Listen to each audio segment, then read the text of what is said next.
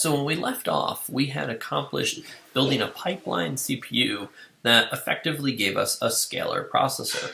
And we said that a scalar processor meant that we could effectively achieve an output of one instruction per CPU cycle because we had multiple instructions, in the CPU at the same time. So now we want to look past that. We want to build what's known as a superscalar processor, or a processor that can actually achieve an output of more than one instruction per clock cycle. Now, how do we do that? Well, the answer lies in a few areas. First of all, remember our fetch. We said that we're going to grab multiple instructions from memory at the same time and keep them in a buffer. Well, we're going to make sure that we're doing that enough to support running multiple instructions at the same time. That's the big first step. So we're going to need enough in that buffer to keep the CPU happy so that it can chew on multiple instructions. We're also then going to break apart our fetch and decode so that we can decode multiple instructions at the same time. And we're going to have parallel execution units. This means that we might have multiple ALUs. We might have ALUs that specialize in things like integer math and other ones that specialize in floating point math.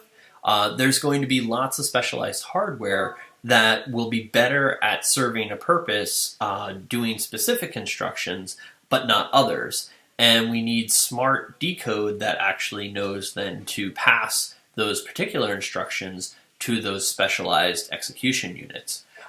Because of this, we're going to have an output, hopefully, of more than one instruction per CPU cycle. In fact, modern CPUs do in fact use this, and they usually achieve a 2 to 5x improvement of 2 to 5 instructions completed per clock cycle. So if you imagine, if we go back to that 4 gigahertz CPU that we were using as an example before, if we achieved the high end of this, if we achieved a 5x return, we would actually be pumping out 20 billion instructions per second on a 4 gigahertz CPU.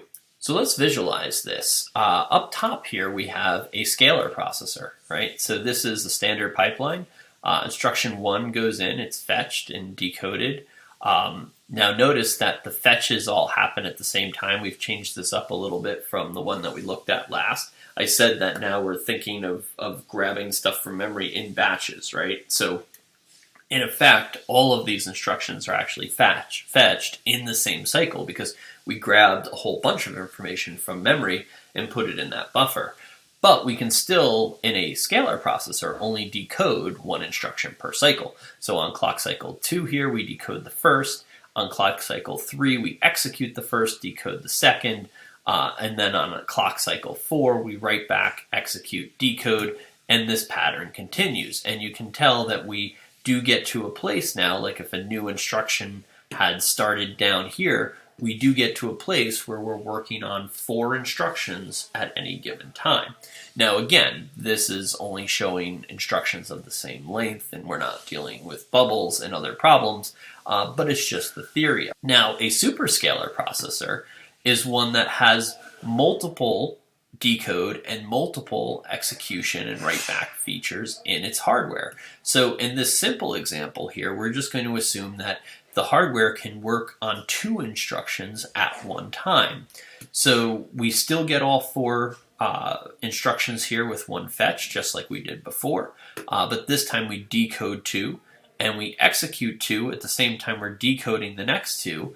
And we do the write back here while we're executing these 2. And this pattern would continue. And now you can accomplish twice as many things in one instruction cycle, or one clock cycle. In fact, you'll have an output if there's no problems here, no branching, nothing goes wrong.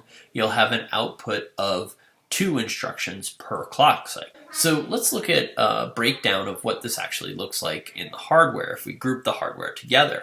So we have here this instruction unit that's basically going to decode the instructions and make decisions on where they should go once they're decoded. And we're going to specialize execution units that it can choose from based upon the decode. So if, for example, the decode is a branch, it's going to give it to this branch processing unit that is specially engineered to deal with branches as efficiently as possible. We also have here a load store unit, which really is kind of a way to offload stuff that you're going to put into registers, and it can deal with all of the actual logic of moving things with the registers. And then we have specialized integer processing ALUs, floating point ALUs, etc. Now, it's also important to note there's no law that says you can only have one of these.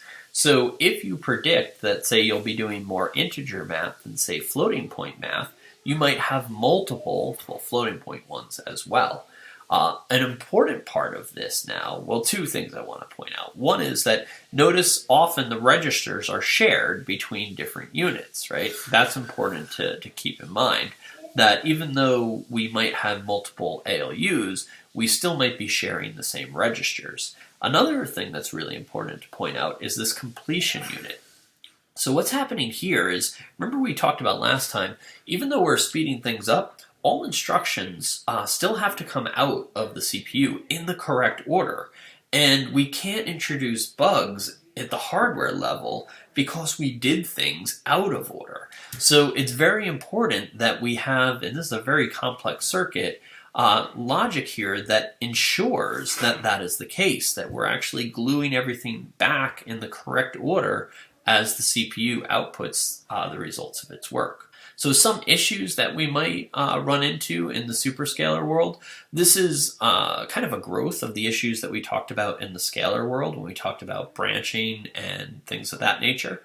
So one is out of order processing. So if we're creating pathways for multiple instructions to go down at the same time, we are going to have to deal with the fact that some of those instructions might have had a dependency on other instructions that went down a different path, right? This is something we talked about in the scalar world as well, but now in the superscalar world, it becomes even more prevalent. We're also going to have issues with control dependencies. So if we have a branch change, or if flow of the program changes, that's going to affect all of these execution units. So how do we deal with that? Well, this is actually a more complicated problem than it was when we just talked about it in the scalar world.